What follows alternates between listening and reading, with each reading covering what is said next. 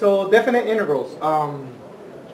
We started doing this with geometric shapes last time. So we're going to do a little review of that, and then we're going to do the exact computations. So here we have two shapes, or two lines with shaded regions. This one's a y equals 3, it's a horizontal line. So what we're going to do is we're going to write the integrals for this. I believe that you don't have this first page on there, so I kind of skipped that one because this is kind of like a warm-up on here. So this integral is the integral from 0 to 5 of the function y equals 3. So that's what goes in here, so it's a 3 in dx. So that would represent that area right there. So that's 5 times 3 is 15, so that's your answer for that particular integral, right? You're like, am I going to get questions like that on the AP exam? I doubt it. Yeah, that's too easy.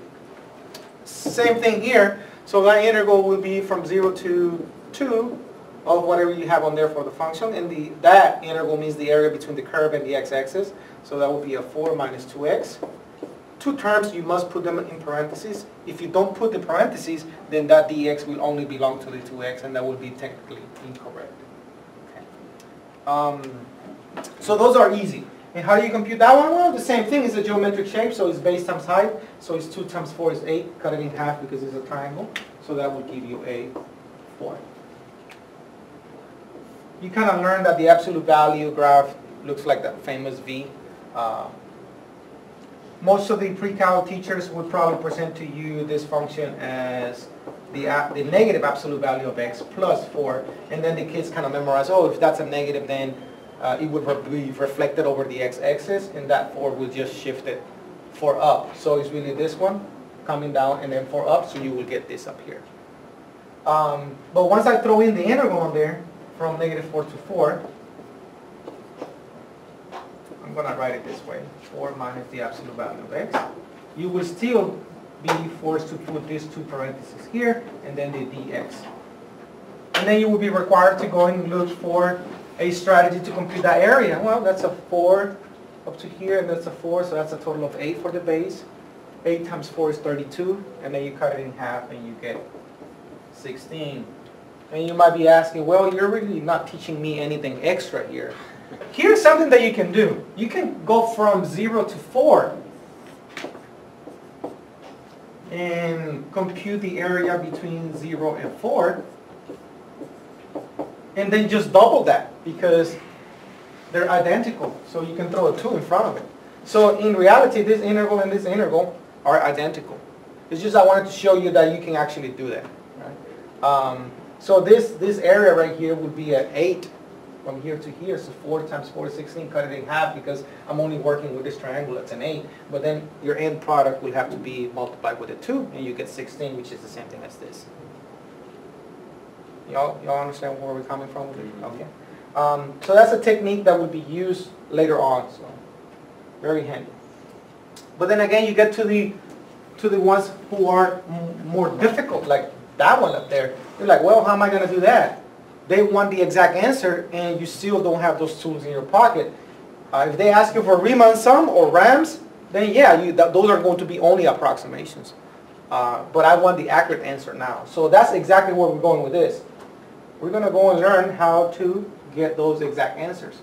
But the setups are always going to be the same. That would be an integral also. So let me see if I can concentrate on that one only. So that would be the integral from negative 1 to 1 of whatever function you're working with, and dx. Capiche? Yeah, okay. All right, let's play a little game here with rules. So here we go. So this one is saying that if you're going from A to A, so the lower bound is A, and the top bound or upper bound is also A. So they're identical. So graphically, you might see something like this. Going from A to A, right? Now if you were going from A to B, so B, we could put it here, right? And then you'll have some area. But since you're going from A to A, then you literally don't have any area at all. So that area should just be 0, which is what they're saying right here. If the lower bound and the upper bound are identical, then whatever you have on here makes no difference. It will always be is 0 because there's no area in between. This 2 could also be negatives and would still be a 0. Easy? Okay. On this one, you're going from B to A. And they're saying that the integral from B to A is the same thing as the integral from A to B, but you will have to throw in a negative there. So you might be asking, well, what the heck did they do there? The only thing that they did is they switched the bounds. Typically, mathematicians have agreed that you want to have the lower bound or the smaller number of the 2 on the bottom and then the bigger one on the top. That is very handy. So if you want to do that, if you want to switch the boundaries, then you must throw an extra negative in front of it, right? So the integral from -1 to 5, let me change this to from 5 to -1 of x squared dx. That integral, because if you notice the two boundaries are, the smaller one is on the top, it should be the same as -1 to 5 of x squared dx. Switch them, but you must throw in a negative in front of it. So they are equivalent. This one's probably the easiest of them all, the one where you split them. Here you go, little picture. Let's do it right here. Here's A, here's B. So they're saying that the area between A and B of this function, let's call this one f of x, is the same thing as the area from A to C. So I'm going to cut it here. So the area from A to C plus the area from C to B. Well, that's C to B. Well, isn't that just common sense? That the area from A to B is really the area from A to C plus the area from C to B? Is it? I don't. And somebody thought about that? Really? Right? But what am I trying to teach you here? That it is okay to split them into two integrals as long as those two match right there. Okay? So you can throw in another boundary in between the A and the B as long as that C is actually in between the A and the B. If it's not, then you can't throw it in there, right? Like if that C is somewhere else outside, then it wouldn't make any sense. All right. I am not going to go over this one up here or this one because we kind of have done those before. Y'all remember this one? If you have like a constant, what can we do with it? We can take it outside, right? If this is a 2, you can only take constants. You cannot take an x out. You can if this is a 2, you can put it outside, and then you can compute the whole integral if you had the power, to do that. And then the end product you will multiply by whatever number you have outside. Okay? And this is just learning how to split one integral into two integrals. So you would say the integral from A to B of f of x only. And you must have a dx on there, which is what we have right here. Plus another integral just for the g of x. So I have done two integrals right here, and that is also equivalent. Right? So you're allowed to split them. Now we're going to get to the practice, which is the fun part. Is that? Giving you three intervals. They are already computed for you. So the area between 2 and 4 for this function is 6, and so on for each one. So we're going to play around with the rules, basically the ones that we just went over a few minutes ago. So we are going to use these three integrals to answer these questions right here. Right here I have an integral from 4 to 4 of x cubed. Right off the back, that answer is 0, right? It really makes no difference what you have up there. So 0. Set all. Integral from 4 to 2. I can see that the biggest number is on the bottom, so I am allowed to change this to negative integral from 2 to 4 of dx. So that's equal to a negative. I'm going to concentrate on the answer for this. That's from 2 to 4, 2 to 4 of function dx, and that's a 2, so that should be a negative 2. So we're basically just learning how to use the rules. That's a 5, So I can take it outside. So that's the same thing as 5, the integral from 2 to 4 of dx. And again, this integral is already given to me right there. So that's a 5 times 2, which is a 10. Two terms right here. So we're going to apply the rule where we can split integrals. So I'm going to say that's the same thing as the integral from 2 to 4 of the first one, which is x dx. Because remember, you are distributing right here, this dx to each term. Right? Plus, so that plus comes from there, the integral from 2 to 4, same boundaries of 2, but I can put the 2 inside or outside, so I'm going to do that in one shot. I'm going to put the 2 outside, and then the dx. Did y'all catch that? The 2 outside, right? Now I can compute this. This integral right here, it's already given to me right here. X dx, that's a 6. Plus, the 2 is there, and this integral, not including the 2, 2 to 4 of dx, that's another 2. So that will give me a 10.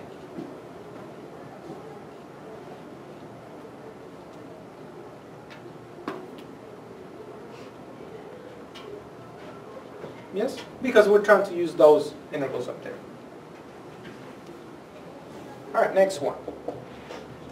1/2 x cubed. I'm going to split this in 3 intervals, and that has a number in it. So I'm going to take that outside. So I'll have 1/2 interval from 2 to 4 of x cubed dx minus, that's a 2. I'm also going to take it outside. Interval from 2 to 4 of x dx plus 4 of the integral of 2 to 4 dx.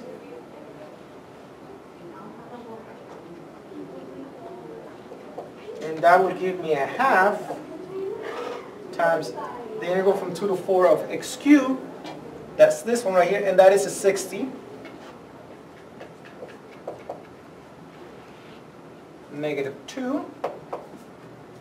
2 to 4 of x dx, that's 6. Plus 4 times 2. That is 30 minus 12 plus 8. 30 minus 12 is 18. 18 and 8 is 26.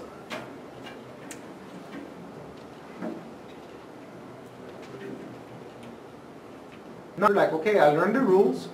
I still don't know how to get that 60 right there, just given this integral. Hold your horses.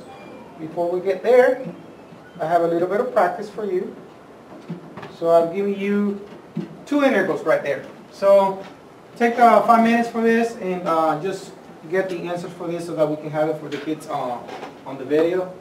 I'm not going to work these problems because they're pretty simple. But I do want the answer so that we can have them. So what was the answer for this one? Did y'all get? 3. 3. 3? It's a negative. We're good? Oh, hers. Almost 3. You got 2.9? Come on, Jose. All right, this one? 1 and 0. 5. Positive 5? Yes. All right, so I have 3 intervals. Area of the function f of x, and this blue line right here, this blue graph, is my f of x, and I'm going to go and compute the area between 6 and 9. So, all right, 6 and 9. 6 is my lower bound, 9 is my upper bound, so I'm looking for this area, and you're like, okay, teach me something new, Flores. It's still geometric shapes. That's 3 times 3, so that's a 9. So far, so good. Done with that. Integral from 0 to 3. 0 and 3. 3 times 3 is 9. And it's a triangle, so we cut it in half. However, this area, it is below the x-axis. We're not going to say that the area is negative. We're just going to say that the answer is negative. Okay? So that would be the answer for this particular integral. From 6 to 12, so here's 6, Here's 12. So we're really doing this trapezoid. Yes, you can break it down into a square and a triangle. Well, let's go ahead and practice with a trapezoid. Base 1 plus base 2, parallel lines. Base 1 from 6 to 12 is 6, and that's a 3. So it's 6 plus 3. Cut it in half, times the height. The height of the trapezoid is 3. So that's 9 times 3 is 27, so it's a 27 halves. And the whole area, it's above the x-axis, so your answer stays as a positive. So we have areas below the x-axis, which are negatives, areas above the x-axis, which are positives. If you happen to have a combination of the two, then you will have to take the net difference of the two, and that will be your answer for the inner. Let's put some labels on these two graphs. This one is going to be f prime, and this one f.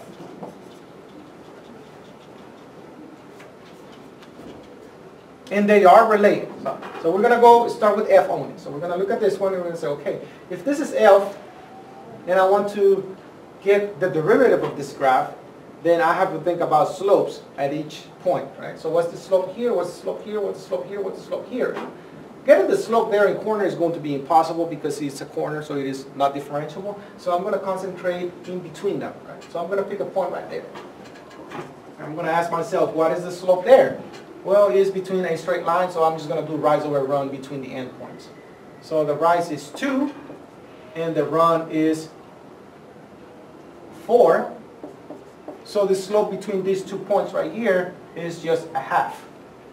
So anywhere between these 2 endpoints right here, you should be getting a slope of a half. So I'm going to go ahead and graph that. So at this particular spot right here at 2, 1, 2, the y value for that one is half. That's a 1, so the green line goes in between, so that's a half. And remember, anywhere in between these 2 endpoints, it's a half. So what I did is I put half, half, half, half, half, half, half, half for every single one. So basically what I'm graphing right here is the generator. All the slopes between those 2 endpoints. And then I did the slopes between this and this, and I played the same game. What is the slope between this point and this point? And the slope for that is negative because the slope is negative, and it happens to be a -1, so I put -1 between this endpoint and this endpoint. Did y'all get that? All right, so it's just the f prime graph of that one. Great, not bad. Where are we going with this? Okay, this is what I want you to do. We're going to compute the area between 0 and 4. So I'm looking for this area. So I'm going to write that with integral notation. So the integral from 0 to 4 of the derivative. So I'm going to put f prime of little x dx. So graphically, what is that area right there, according to your notes on there? It's 2, right? That's a 4, and the height of a half, so is 4 times a half, which is 2. Did y'all see what we did up there? We just basically color that, right? That's a half, area of a half, half, half, half. That gives you a total of 2. Right. Now, notice the beginning point and the end point. So that's this one here and this one here. Corresponding points on the original function. So now what I want to do is I want to see what the difference is between these 2 y points. So I want to do this. I want to do f of 4 and take away f of 0. What is f of 4 according to this graph? 2. And f of 0? 0. And the answer for that is? 2.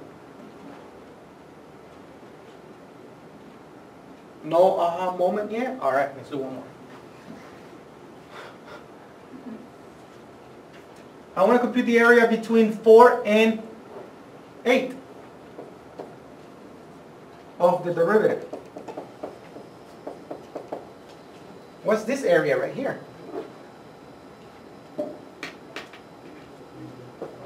base times height, but we can do it, faster because that's 1 squared, 2 squared, 3 squared, 4 squares, but it's negative, right? So that would be a -4. That's my answer for that one. So let's go ahead and do this one up here. We're going to do f of, remember the endpoints, this one and this one. So I'm going to do f of 8 and take away f of 4. But what is f of 8? f of 8 is -2. Take away f of 4, and f of 4 is 2, and that gives me -4. No aha moment yet? Aha.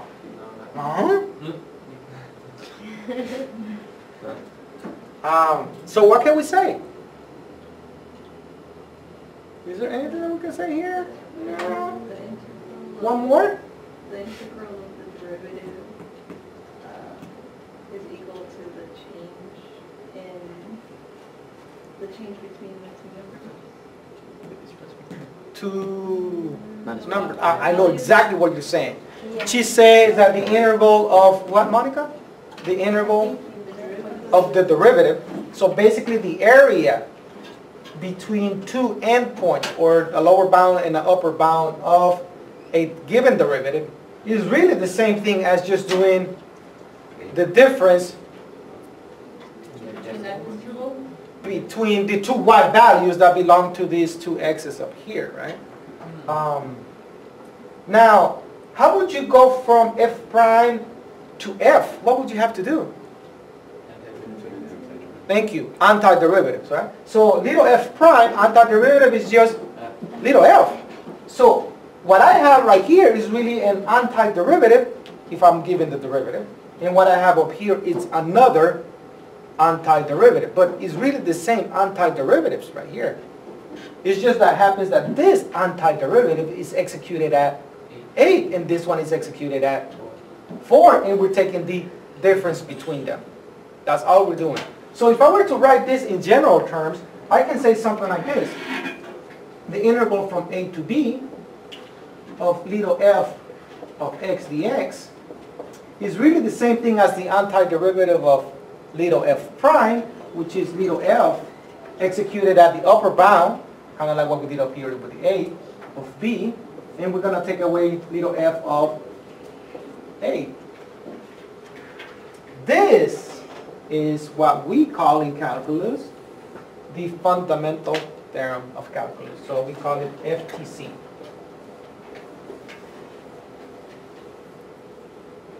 Okay.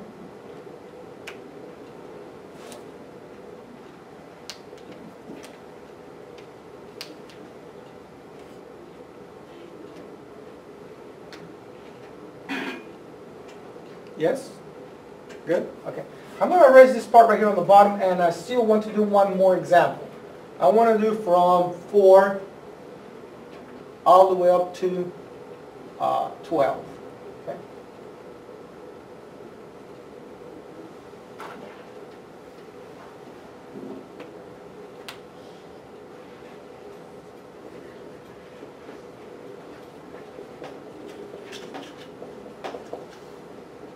All right, so this area right here, it's a -4. We already had that.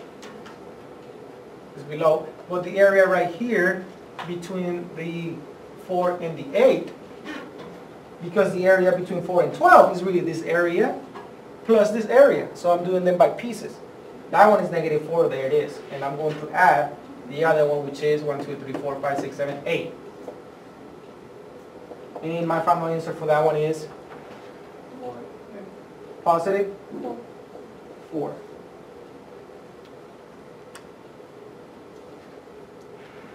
Will it work? Let's try. F of 12 minus f of 4 equals, f of 12 is 1, 2, 3, 4, 5, 6. 6 minus 2. F of 4 is positive 2, and I get 4. Yeah, so great. So far, so good. Yes? All right. We're going to keep the same notation there, or same problems, but I'm going to change this to a PDA problem. So I'm going to say this one, instead of being F, I'm going to call it S of T. So therefore this one is going to be B of T.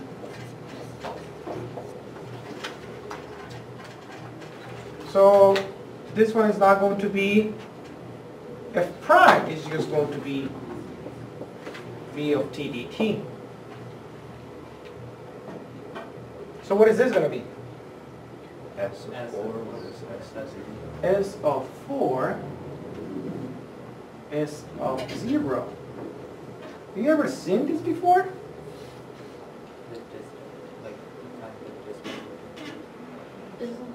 Displacement? Thank you very much. It is total displacement is S of B minus S of A. So what are you learning right here? That the integral of velocity given two bounds is really the same thing as total displacement. Isn't that interesting? So that means that now we have another way of finding total displacement.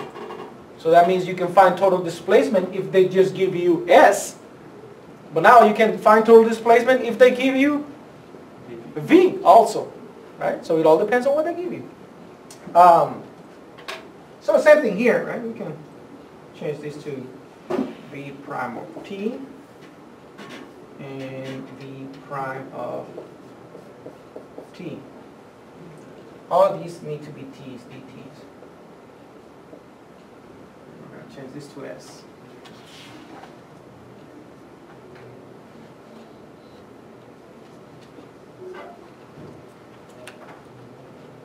And you're like, oh, does that really make any sense? Let's take one example here. Let me change one of these problems a little bit, because I do want to go from 0, and all of those, well, that one goes from 0, but it stops at 4. So let's switch this one up here. Let's go from 0. It is going to change the problem a little bit. So from 0 to 12 areas. So that is a 2, and that's a take away 4, and positive 8. So my final answer for that one is negative 2. That's a 6. So that's S of 12 minus S of 0. So that's a 6. S of 0 is 0. And that's a 6. So it works. Perfect. All right. So this is where I wanted to get to. Let's compute this by walking the graph. So we're going from, this is total displacement. We agree with it. So the difference between my position at 12 and then my position at 0. All right. So right here, at time equals 0, I'm at 0. At time equals 4, where am I at? 2. So that means which way? To the left or to the right? Right.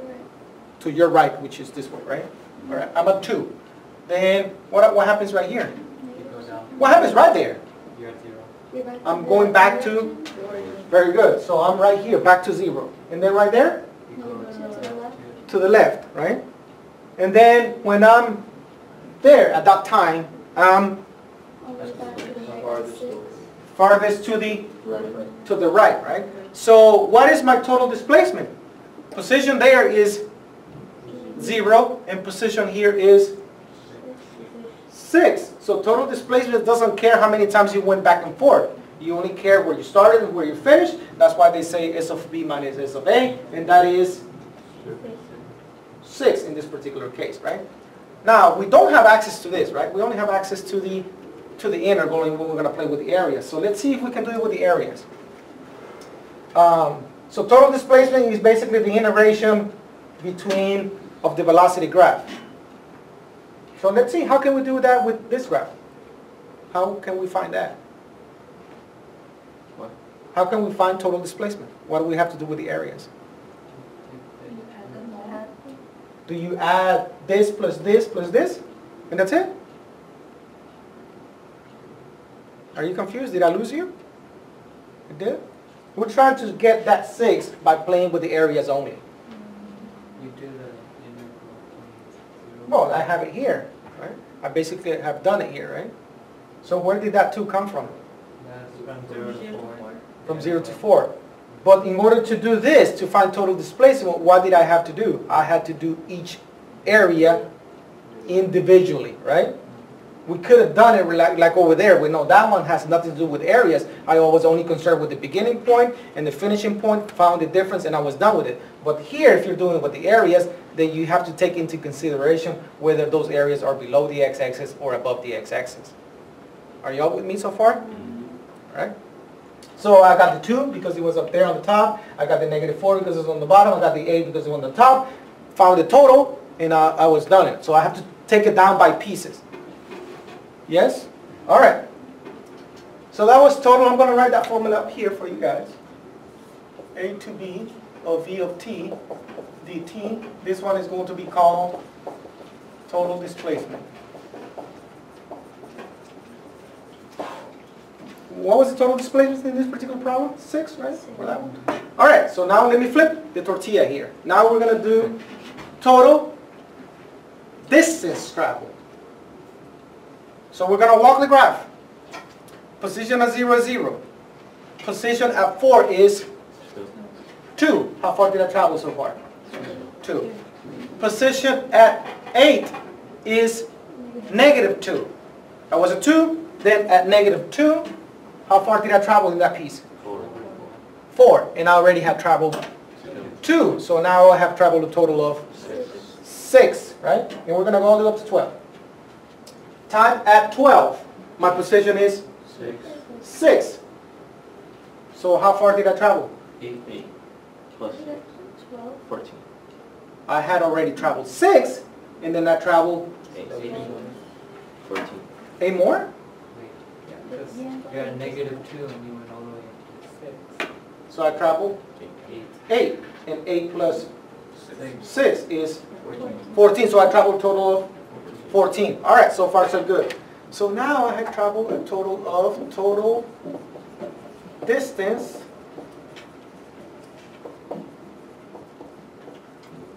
equals 14.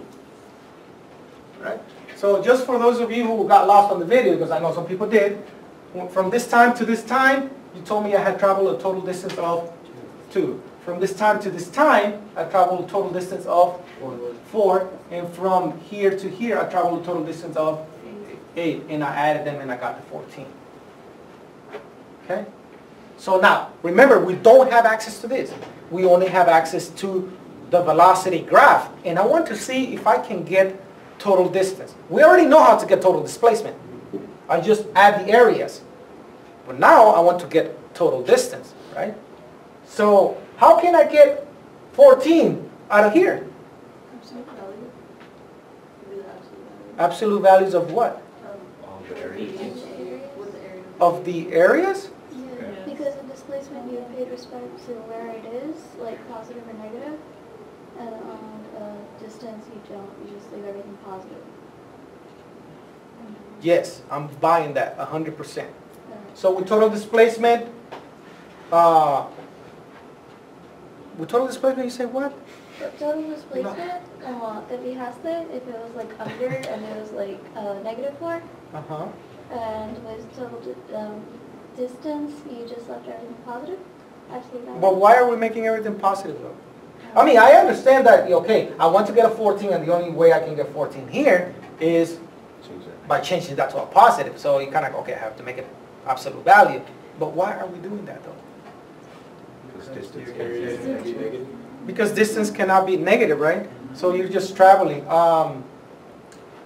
So what would you have to do to this graph right here? You say take the absolute value. How do you take the absolute value of a graph? How does absolute value work on there? I give you a graph and I say, take the absolute value of that graph. How does it look? What does that mean? We push all the everything negative up. values. Push everything up, Yeah.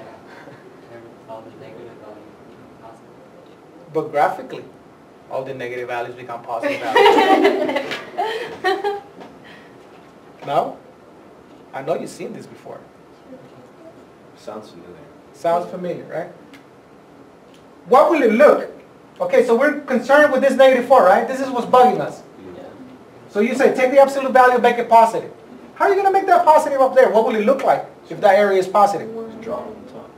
Reflect. Draw it on the top. So from here, the interval here is not going to change. So some people say move it up. Actually, that's not what's happening. What you're really doing is Reflect. you're reflecting it over the x-axis. AKA Okay?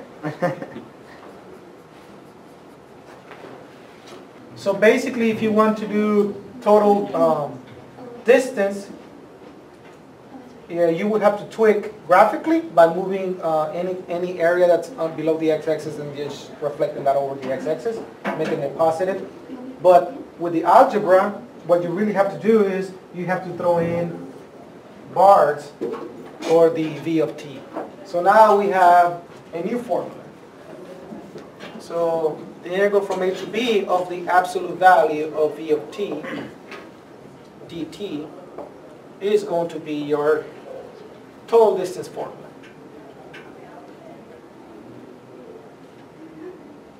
All right, before we jump into this, let me ask you this. What is the integral from a to b of little c x dx equal to? Well, if we look at the pattern that we just did before, right? Right here I had little f prime. And what we had over here was little f of b minus little f of a, right? But right here I do not have little f prime, I have little f. Big F. It's big F, right? So we've done this before, that the antiderivative of little f is big F. So now we have two representations for FTC, the one that I gave you before, and now this one. But it's really the same thing, right? Nothing out of the ordinary. They're just playing around with notation here. So you might be asking yourself, well, Flores, what happened to the c? Because when we were doing antiderivatives of integrals, we were getting a c for each antiderivative. So in this case, this one will have a c and this one will have a c. All right. So what I'm going to do is I'm going to go back to one of the problems we had before when we were doing Riemann's sum. Right? So I don't know if you recall, but we were doing this problem from 0 to 2 That's what I was saying. of x squared dx. Oh, I'm sorry, from 0 to 4 of x squared dx. And if I recall correctly, the answer for this problem was coming out to 21 1/3. And then we were comparing all those answers to 21 1/3, and we were deciding whether it was an over approximation or under approximation. But now, since we already know how to do FTC, we are going to get this 21 1/3. We're going to get the exact answer. So here we go with the process. So we're going to take the antiderivative of x squared, and we're going to get x cubed because we're bumping up, and then we're going to divide, so we get 1/3. But it just happens that the antiderivative of this is 1/3 x cubed, but we're picking up plus c. Right?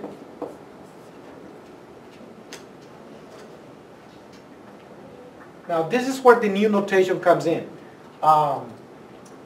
You have to do antiderivative of this executed at b minus antiderivative of this executed at a, right? So this is already the antiderivative. So what we're going to do is we're going to put this long line right here, and we're going to say that it's going to go from 0 to 4. So what you're saying right here is, okay, I took the antiderivative, and now I want to execute it between the a and the b. Equals. If you have more space, you put the equals right here, you just keep going. So I'm going to say now, okay, 1/3 x, so we're going to plug in the 4 in there. So I'm basically doing my f of b.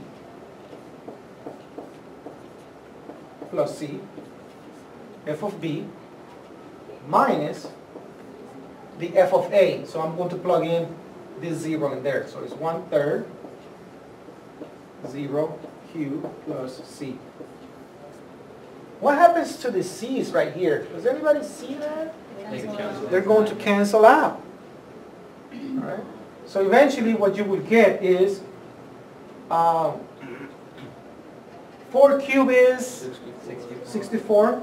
64 divided by 3 minus, this is 0, right?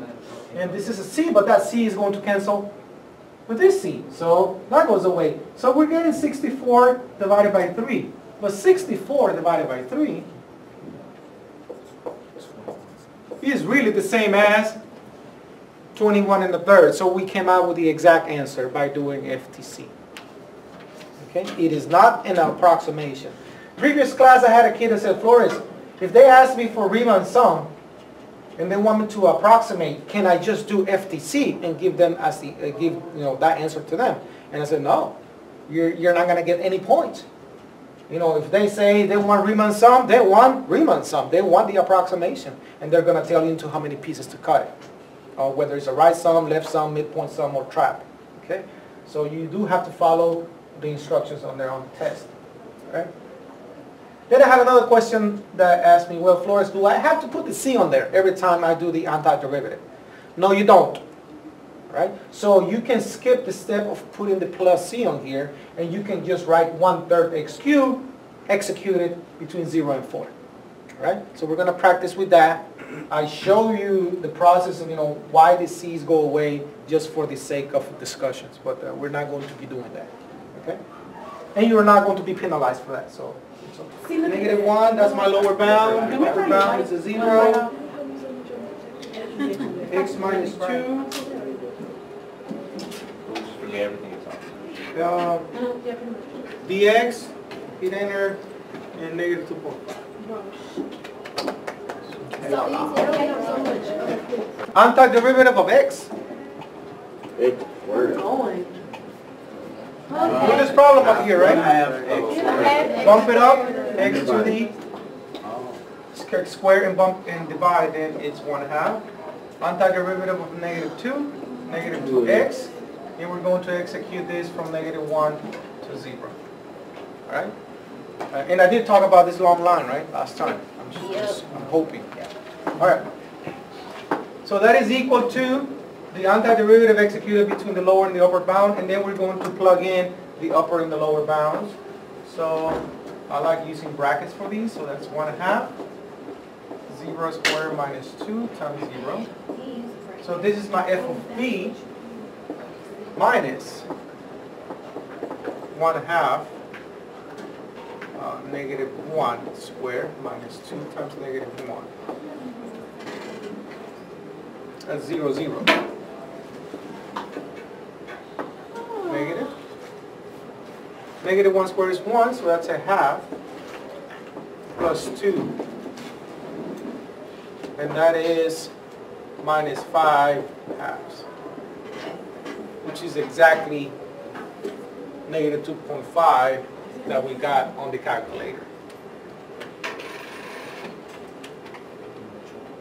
I'm going to show you two different ways of solving this problem. I do not know how they're going to test you on the AP exam, so you have to know both ways. Okay? So we're going to go with method 1 first.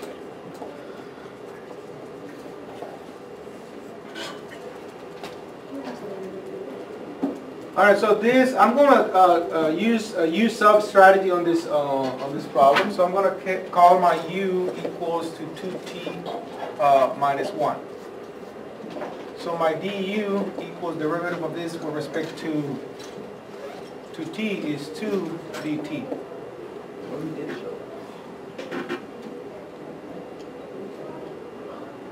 So when you're given an integral, everything that's inside of the integral will typically have one variable. In this case, it's t's, but most of the times they're x's.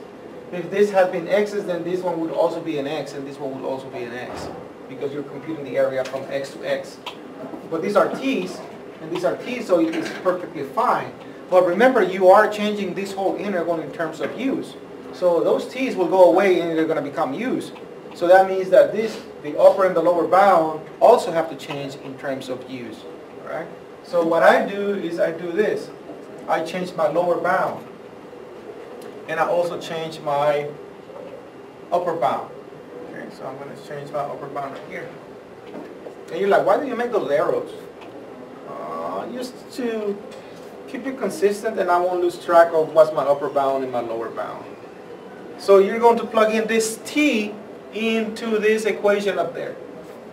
Because your u equals 2 times the t, and the t is a 1, so you plug in a 1 minus 1, and you get 1 as your answer. That is just pure coincidence. It doesn't mean that it's always going to be a 1, and then when you plug it in, you're always going to get a 1. So my new integral, the upper bound, it's a 1. This 1 comes from up there. Now let's change the 0. Same equation, this one up here. So u equals 2 times 0 minus 1, and now I get negative 1. So my lower bound is a negative 1. Those are not t's, those are u's now. And I decided to call the inside of the portion of the parentheses 2t minus 1, because it's my u, so that becomes a u squared.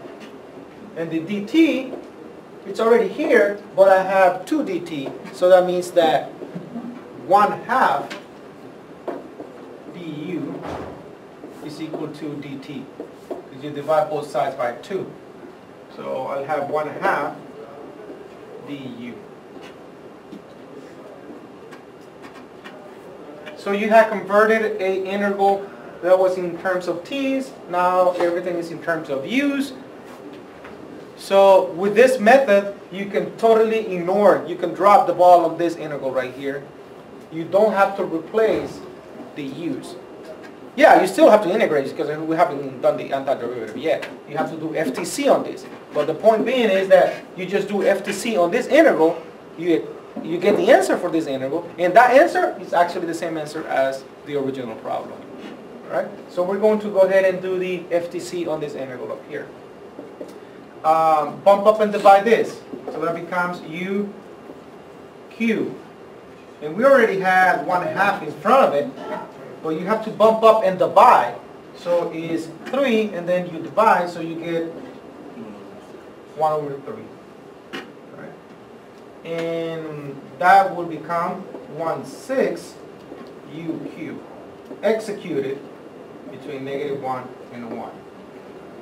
So you have u's, and those are u's, so you are good to go.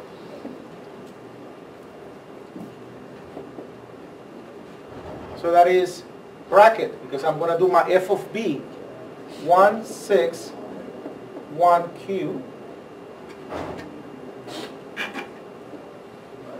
minus 1/6, -1 cubed.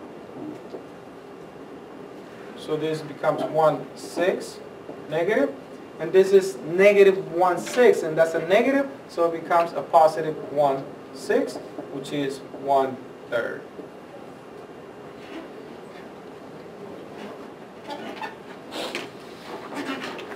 This 1/3, it is the answer for this particular definite integral. Therefore, it is also the answer for this integral up here. So in this method, you change everything, the whole integral in terms of u's, including the lower and the upper bounds. So you can use either Or one. right there where you bumped up and divide the u, shouldn't you divide the 1/2? And when you, No, the 1/2 is already there. You don't touch it. it's in front, right? Yeah, that's there. So I just put it there, right? Okay, so then So you bump up the 2, it becomes a 3, right? and you divide the imaginary one that's in front of the u. Yeah. So you divide this 1 by a 3, so you get 1/3, right? So wouldn't the 1/2 be the thing that's in front of the u? It is in there in front of you. The same thing is divided by 30 is multiplied, divided by 3 is multiplied by 1/3. Oh, okay, okay. So I'm thinking of 1/3. It's kind of like saying 1/2 divided by 3, right? Yeah, okay, that's And then this is over 1, but what happens when you flip? there's okay. Yeah. Yeah, so that's a shortcut we use, but You were probably not here, but. Are we okay with this method? What's the other one? We're gonna go off on a tangent right here. I'm gonna show you the other method, but on the AP exam, this is what they like to do. They'll say something like along these lines. They will give you the U, so they will give you that U right there. And they will say, let U equals this. Change this integral in terms of U's. And then they will give you choices. And then they will say, this is choice A. So they don't even ask you to complete the whole problem. You know, that's a multiple choice question where you can just do about half of the problem and you figure out the answer right away. Now, is this the answer? No. No, because I mean, those are really T values and those are U's. So you know what I mean? So that's how they get you. And sometimes they'll have other answers with a 2 up here for the kid that gets confused. You know, making the mistake of not dividing by a 2 there. Instead of being a 2, it should be a half. Right? So that's how they test the technique, whether you know how to do it or not. Which is not too bad. So typically my kids rock with that. So let's go ahead and do method 2.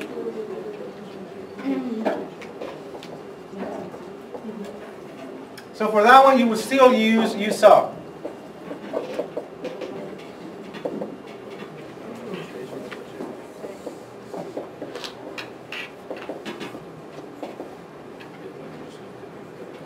So here with this technique, what you're going to do is you're going to pretend that this is a indefinite integral. So you're going to ignore the upper and the lower bounds. So you're going to say, well, I'm going to work with this integral.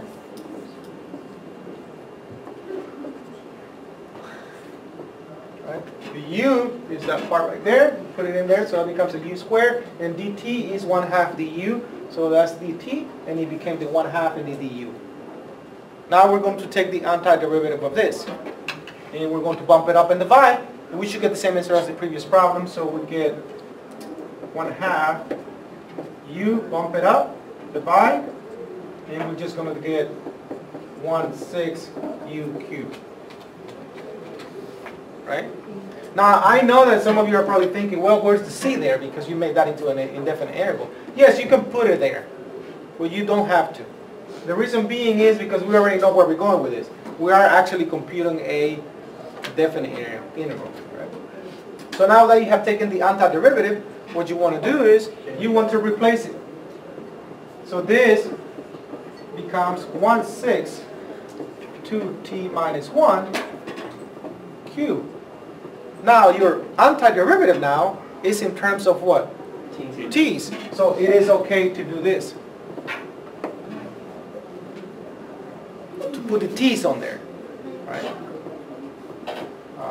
So now let's go ahead and finish this up. Executed at 1 minus executed at 0. Bracket.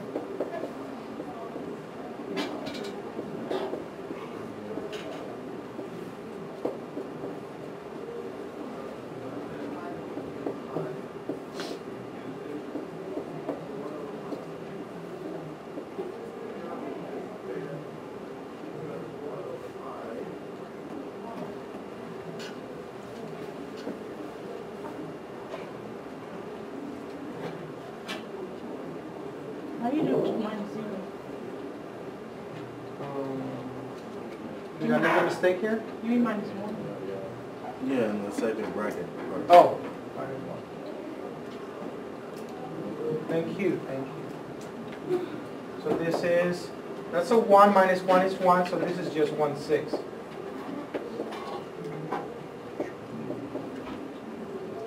And this is 0, so that's a -1 cubed, negative, so it's -1/6, which is equals to 1/3.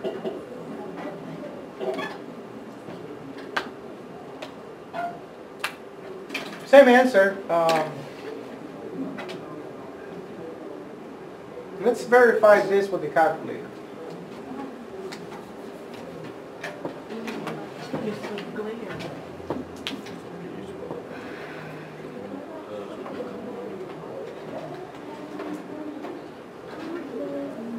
I do have to make the assumption here that I'm, plugging in the x's here.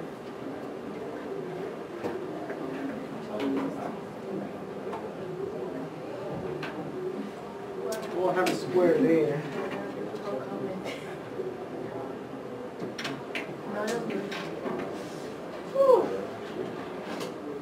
You want it? You should go to physics camp.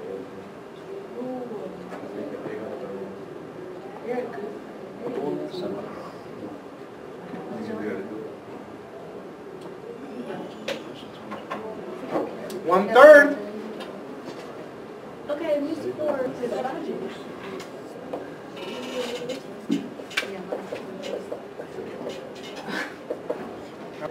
Well, so like he did, he rearranged this to move it to the top. Sometimes you can foil it. It all depends on what you see at that moment, right? But that one is pretty much done. We're ready to do FTC. Bump up in the bottom. Okay, so bump it up.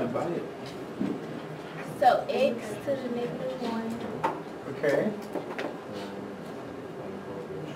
times. Tell me what to put in front of it. Hold on. Negative 3. Very good. Let me do this. Okay. Minus x. Yeah. That is the antiderivative. Very good. All right, Ozzy. What's next? Execute it between I 1 don't and be wrong. 2. Right. All right. So now we're ready to do the f of b minus f of a. All right. All right. So negative 3. I kind of hate plugging in with negative exponents. I think we have discussed this before. But I'm going to put it there and then I'm going to clean it up. Right? Because I'm already there in that stage.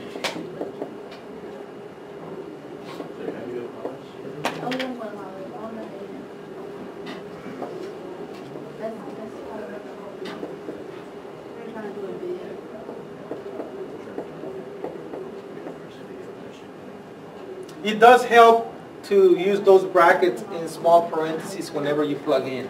This is the part where most of the kids on the free response, they'll make like an algebra mistake and they'll toss the point away, which is not good.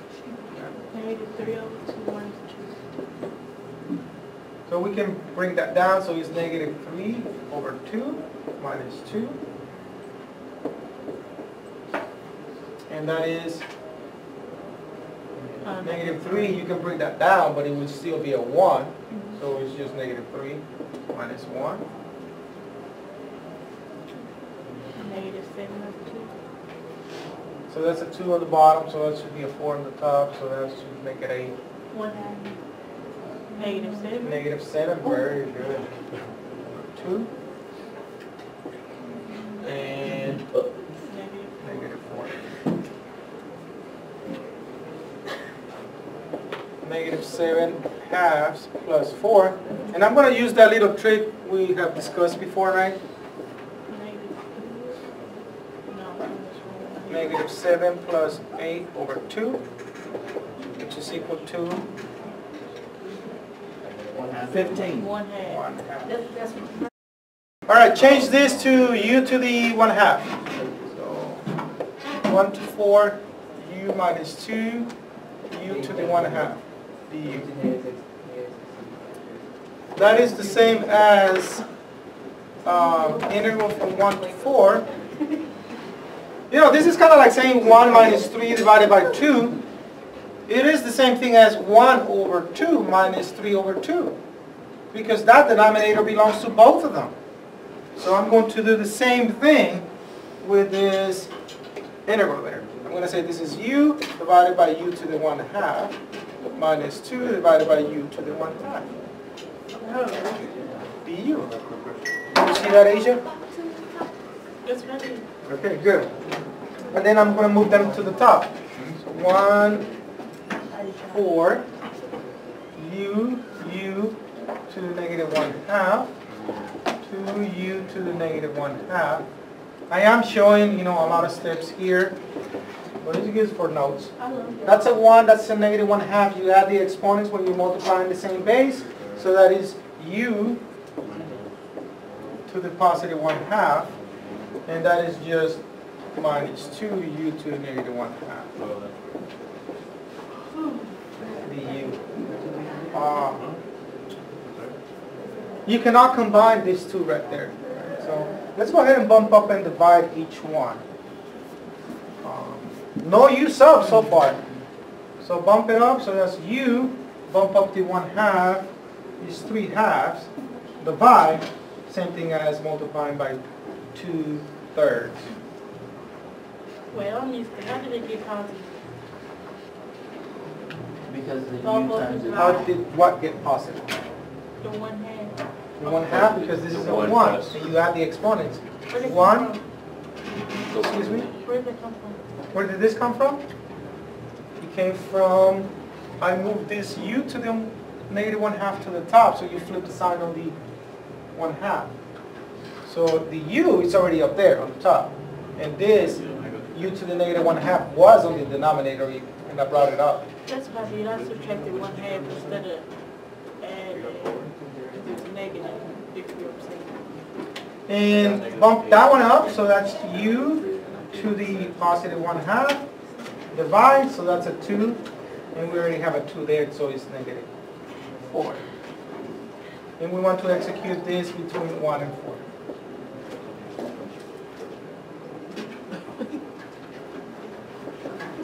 Two-thirds u, which is 4, to the 3/2 minus 4 to the 4 to the 1/2. That is only my f of b. 2/3, 1 to the 3/2 minus 4, 1 to the 1/2.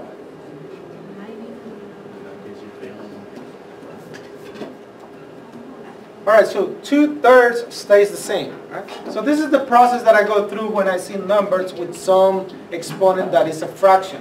You don't have the calculator with you, right? So this is what you go through. You look at the bottom number and you say, well, what is the square root? Because there's a 2, the square root of 2. And that is, the square root of 4, and that is 2. And 2 cubed is 8, and 8 times 2 is 16, so this is 16/3. Okay. This is the same thing as the square root of 4, which is 2, and 2 minus 2 times 4 is negative 8.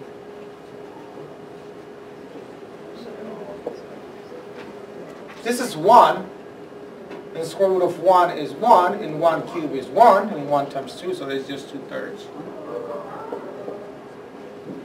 And this is the square root of 1, which is 1, so it's just minus 4.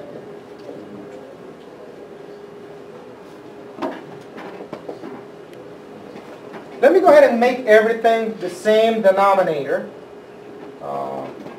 I'm going to put a 3 as the denominator for everything, so that is 16 divided by 3. 3 on the bottom of this one, so it becomes a 24 divided by 3. Minus, that's already 2/3. And 3 on the bottom of this one, that makes it a 12.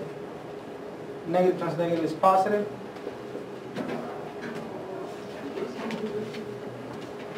$16 minus 24. 8. Negative 8. Negative 8 and negative 2? 10. Negative 10. Negative 10 and 12. 2.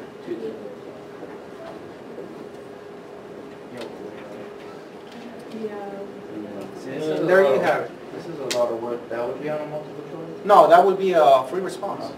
Definitely. Okay. Yeah. I have a question. So, yeah. Question 1. Really the work is on that fractions up there. Let me go ahead and verify this with the calculator. I'm just trying to figure out, is that your board? Hold on, I'll be with you in a minute.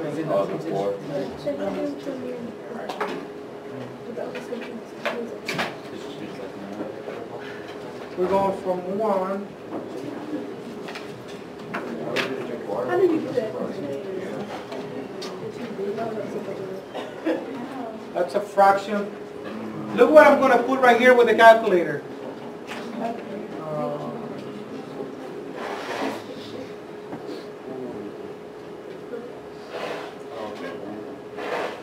You'll see, I put the fraction up there. X minus 2, and then the square root of 4 over dx. Wow. Back when you were doing the algebra part, the 4 to the 3 over 2, how did you do it? You did it 4 cubed? This part right here? Yeah, that part. Very good. You do, because 4 to the 3 halves is the same thing as 4 to the 1/2 cube. I separated the 3 to the side, Got it. right? Because 3 times 1 is, I mean, you can put a 1 on the bottom and you multiply top and multiply the bottom, but it's still 3 halves, right? Now, the reason I did that is because I know what 4 to the 1/2 is, because that's the same thing as the square root of 4, which is 2. And then 2 cubed is 8, right? And 8 times 2 is 16, and that's how I got the 16, right? Now, some kids do this, which is not wrong, but it's just more complicated. They'll do this, 4 cubed to the 1/2. That's still 3 divided by 2, right? But what's going to happen is that you're going to have to do 4 cubed. And then you're going to say, well, that is 64.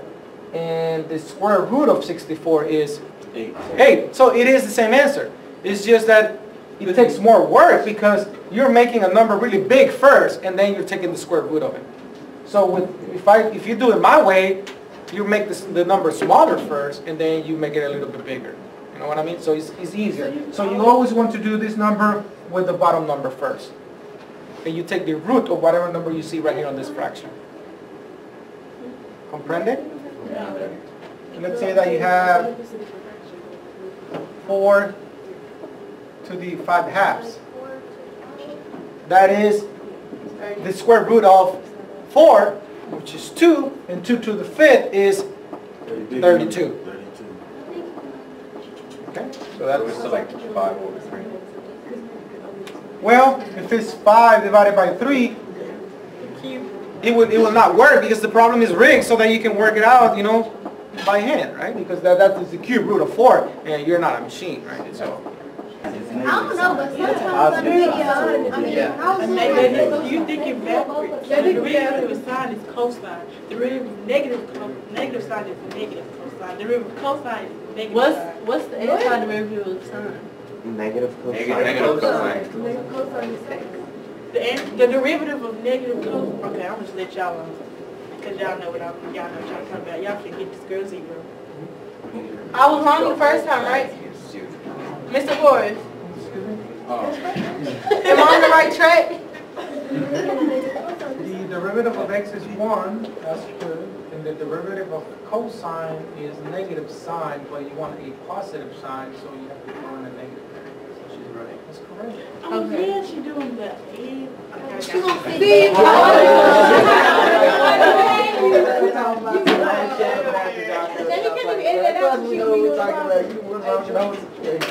I don't care. Since you wanna be this. I'm going to sit back and let y'all, Because I was thinking about the derivative, not the antiderivative. That's why I was like, no, y'all confused. Why you acting I though? didn't say nothing because the only person that can confirm it is Mr. Flores. Y'all know what I got? I'm 3 hours asleep, so don't do it. Please don't try. We know you used to live like that. I don't know what to do with that.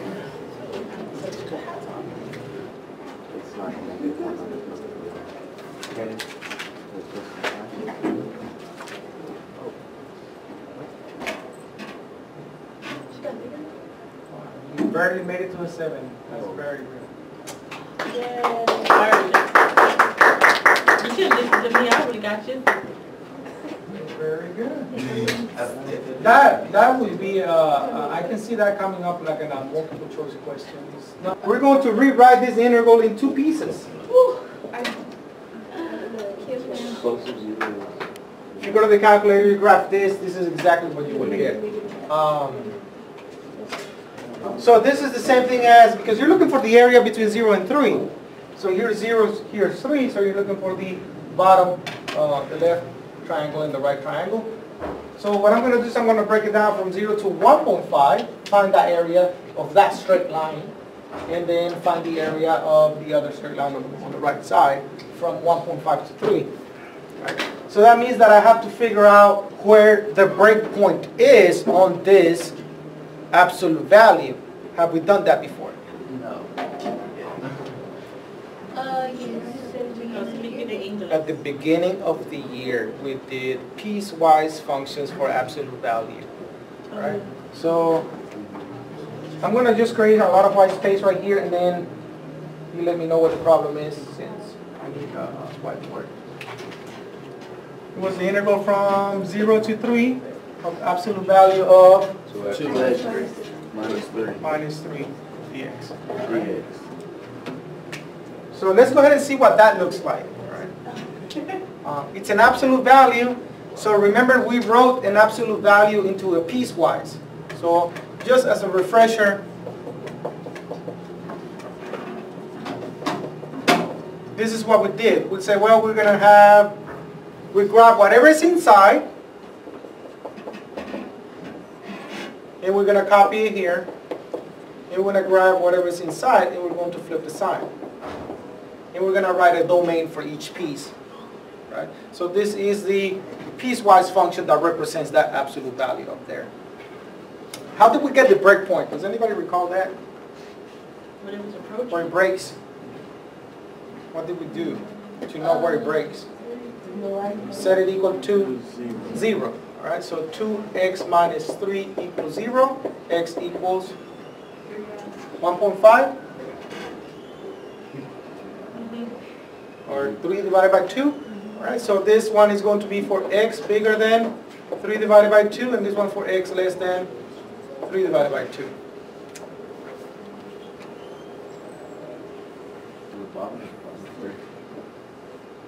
Yes, yes, you're absolutely right. All right, so the y-intercept on that one is negative 3. 1, 2, 3. The slope is 2 over 1. 1, 2, right 1. 1, 2, right 1. So, but this one is for anything bigger than 3 halves. 1, 2, 3 halves is right there. So it's only this piece. Anything bigger, this needs to go away. This one is the same thing as negative 2x plus 3. So the y-intercept on this one is positive 3. 1, 2, 3. And the slope is negative 2. 1, 2, right 1, 1, 2, right 1. So it looks like this. And this is for all x's less than 3 halves. Here's 3 halves. Less than. So I need this piece right here. And that's the absolute value. That absolute value is the same as that one. We just did it with the piecewise. Now we did piecewise is because we were doing limits in the beginning and we couldn't take a limit of something with an absolute value, so we did it that way. So it's the same idea. Now I'm looking for the area between 0 and 3. Here's 0, so I'm looking for this. Here's 3. So I'm looking for the areas right there. Right? But I cannot do it there because I cannot bump up and divide something with an absolute value, so I'm going to split it into 2 integrals. I'm going to say from 0 to 3 halves. That's where that stops. 0 to 3 halves. Of this line. What line is this one? This is the one with the negative. It's this one up here. So negative 2x minus 3 dx. That's that triangle right there. Then I'm going to add the other one. From 3 halves to 3. Of the positive line, which is that one. And that is 2x minus 3 dx. So now you have 2 integrals that represent that one. So you bump up and divide this one, bump up and divide this one, add them up, and that should give you the answer for that one. So that is the approach. So what we're going to do is, we're going to have Let's go Cadesia, Rocha, and Sanchez, La Quena, and Ulloa. You're going to work with this one. You're going to give me an answer for this integral, and then the rest of you are going to work with this one up here. And then we're going to add them, and then we're going to check with the calculator to see if we got it right. Okay? Let's go for it.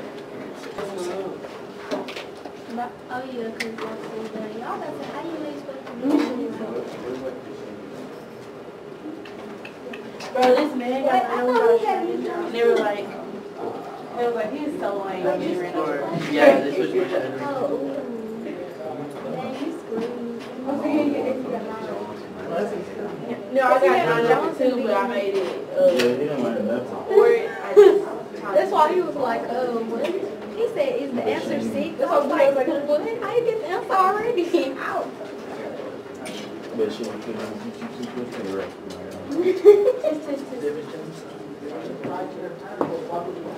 But Pedro didn't try hard. No, but you can try hard. You're gonna have a difficult time with that. David, I was here.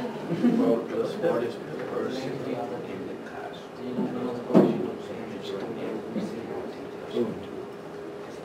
I'm gonna kill you. How much you get on the test?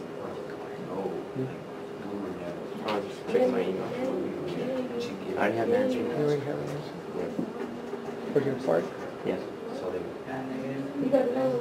Y'all did the top one or the bottom? The bottom one. Y'all check with Mata? That's the scroll. Y'all did 125? So what you got? Oh, yeah. I know. Got 21 divided by 4? Did you see this? They McDonald's. Last year I had a big call like that's when my two teachers came when they were nails. Yeah, by the school. It's $1 a week. I would do with that. Until my junior year. You go, huh? Yeah.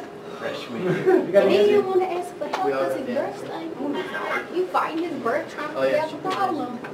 Like that. 2.25? That's for one part. The other part should equal the same thing. So Which yeah. I Isn't that what you got, Mata? 2.25. Okay. Oh, I guess I did the right. They got What is that no big more. number? What is that number mean? So, Christian? What is 2.25? I don't know what it is. No, seriously, what does that mean? I want to see. What you did. What is the difference? What did y'all get for the one on the top? People on the top? They'll be negative. Top integral, what did y'all get? 9 over 4. Well, Which is 2.25. So the answer is 4.5. 9 over 4? Yeah. Is the same thing as this? Yes. Zero? Yeah. 3 squared. How did you get Oh, you add 'em. yeah. Yeah. And give 4.5. 4.5. Wait, what? How did you get my answer? To be honest. Huh, be honest. Alright, let's verify with the calculator. So what if we sneak the calculator and the non-calculator part? Not zero, right? Alright, so here we go. I'm gonna see if I can remember how to do this one in a different way. Maybe 9 over Y equals absolute value. 2 squared. So math, The other one should be 4. absolute value of Yeah, 9 over x 4. minus The 3. other one should be 4. Right. The other side is 9 over 4. I mean, negative 9. I mean, Hopefully you are seeing this, right? So there's my graph, right? I'm going to do this integral right here, from 0 to 1.5. 9 over 2. Second, calculate 9 over 4 minus 18 over 4. 7. Look, people on the back, they're not watching this, that's fine. Lower bound, 0, upper bound, I'm going to say, Oh, you added. let's go to 3 in one shot. Let's see if we can do that. Oh, never mind. Change the calculate. Thank you. Lower limit, 0, upper limit, 3. Oh. So How'd you do the what? The upper limit, what? The upper limit. So like, how do you do it?